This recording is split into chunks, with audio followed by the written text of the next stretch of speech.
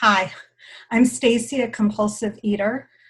I weigh and measure 3 meals a day off the gray sheet. I write those meals down. I commit them to my sponsor. I don't eat in between my meals no matter what. I eat what I commit no matter what. And abstinence is most important in my life today without exception. My abstinence date is July 1st, 2017. Really good to be on this meeting and see so many people.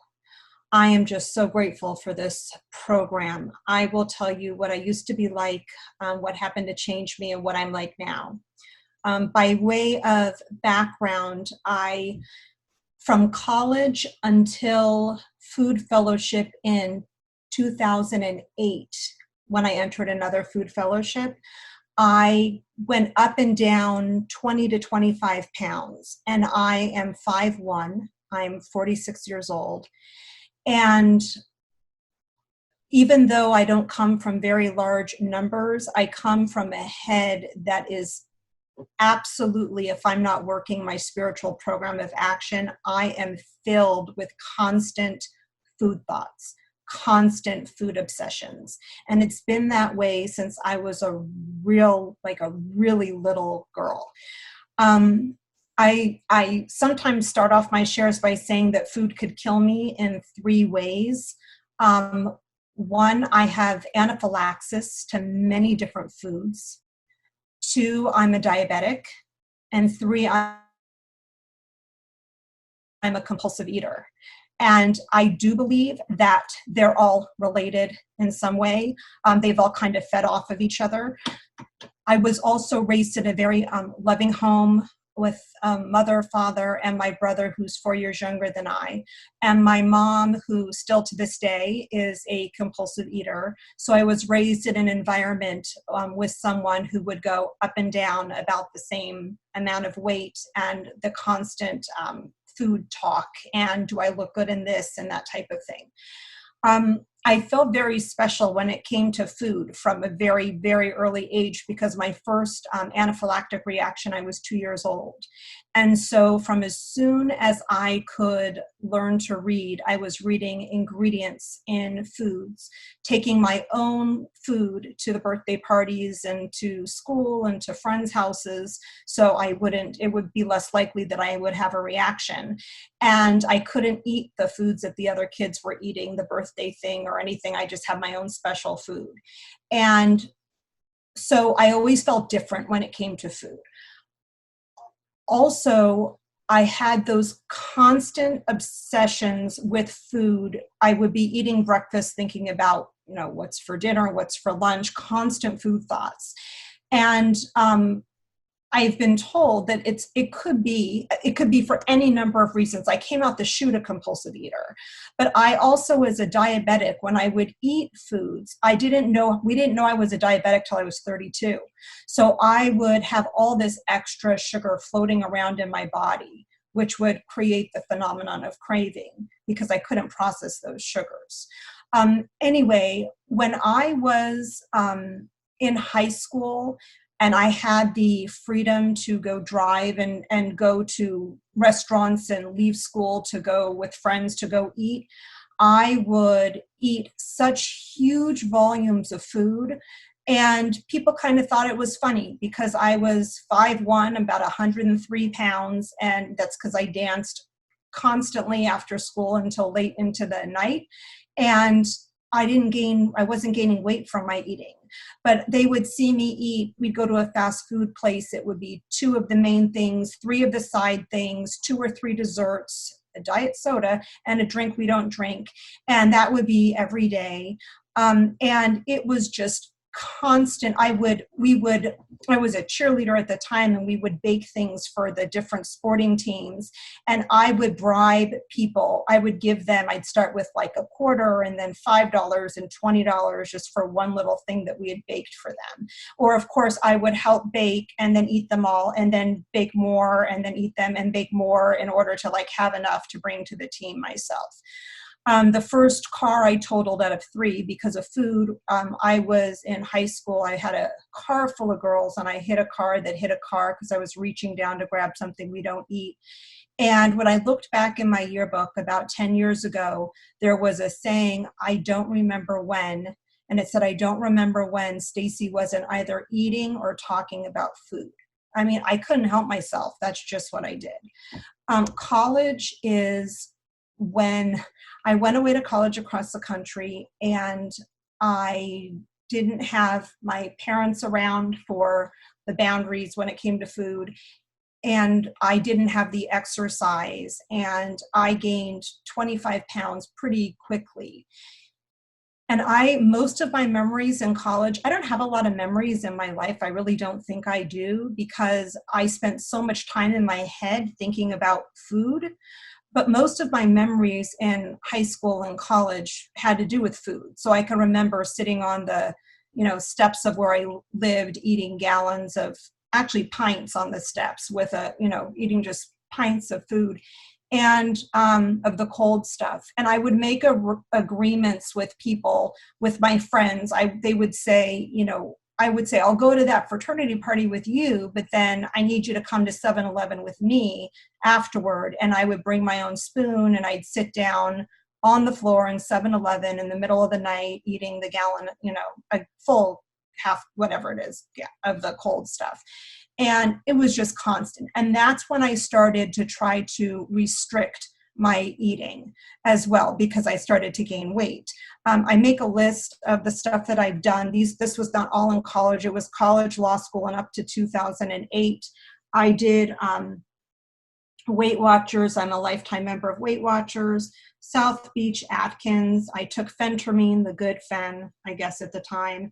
Over-exercising, chewing food and spitting it out, laxatives, hypnosis, and then the worst of it was shooting myself up in my stomach with my diabetes medicine. Once I was diagnosed, it was like, ooh, cool, and there's a shot I can use now. So I would shoot myself up in the stomach with this shot, and then I would be able to eat without gaining weight because of the way it helped me metabolize my food. So my binges throughout the years just got worse and worse, and my life became pretty unmanageable. And this was, it appeared on the outside as very manageable. So on the outside, I graduated from college, got into law school, graduated from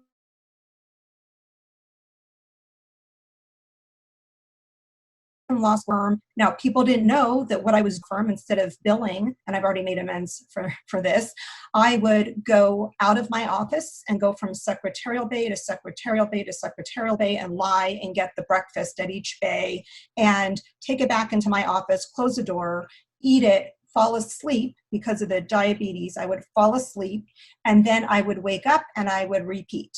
And that's what I did from 7 a.m. to 9 p.m. when I was supposed to be billing. I mean, I did some work, and on the outside, as I said, it appeared manageable, but it wasn't. And then I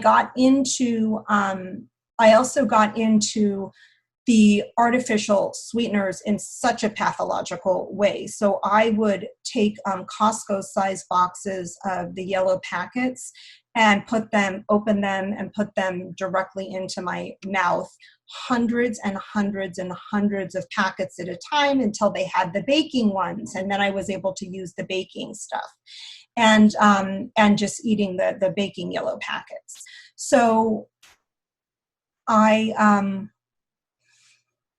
in 2007, I was in my, I don't know, I can't do math at this time. I haven't had enough coffee, but whatever. I was in my 30s or early 40s. I must have been in my 30s. And I went to see my therapist, and I told my therapist, I know I've seen you for 10 years, but there's something that I haven't really told you, I haven't mentioned ever. And I told him about my eating. And he was in OA, and he said, I really think that with your personality, it would be best for you to consider this program. It's another food fellowship where it's no sugar, no flour, and weighing and measuring with exception, not in a restaurant. And finally, a year later, I decided that that's something I was willing to try. And I was in that program from 2008 until I started Grey Sheet in 2017.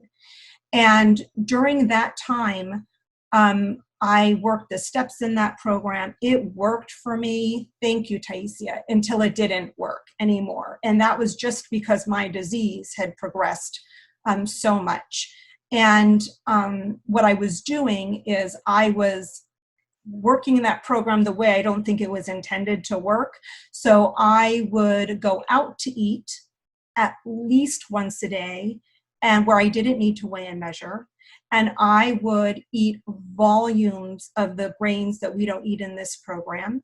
And I would use people to go out and, oh, I really want to see you. Do you want to go to breakfast? It would be somebody else for lunch. It would be somebody else for dinner.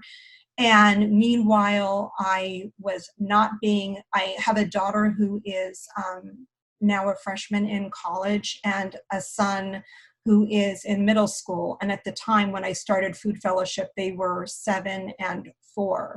And for most of that time, I was abstinent, doing it the right way, pursuant to that other food program. And towards the end, when I was eating out and I wasn't, and I was eating the grains we don't eat, the food thoughts came back with a vengeance. The way I use sweeteners came back with a vengeance. And when I would take little breaks from that program, I was back eating out of the trash can, not just my trash can in my house, but the trash can that the trash trucks take on the side of the house, and hiding and lying and cheating and just being the exact type of person that I would be tomorrow if I woke up and didn't weigh and measure my committed food. I didn't change as a person. I'm working a program of action that allows me to be the person that I feel that I am meant to be. Since I started Grey Sheet, a friend brought me into Grey Sheet when I just knew intuitively I needed something different. I needed a program that was no matter what and without exception. And I made a decision when I came into Grey Sheet, July 1st, 2017, that I was going to be 100% honest with my food and that I was going to be a newcomer. I wanted to know, I knew nothing as far as food. I wanted to just listen. And what I appreciated the most was the people in this fellowship. And then I appreciated the no matter what message, and that my food had a beginning and a middle and an end and was guilt-free, and I could love my food, and that was fantastic.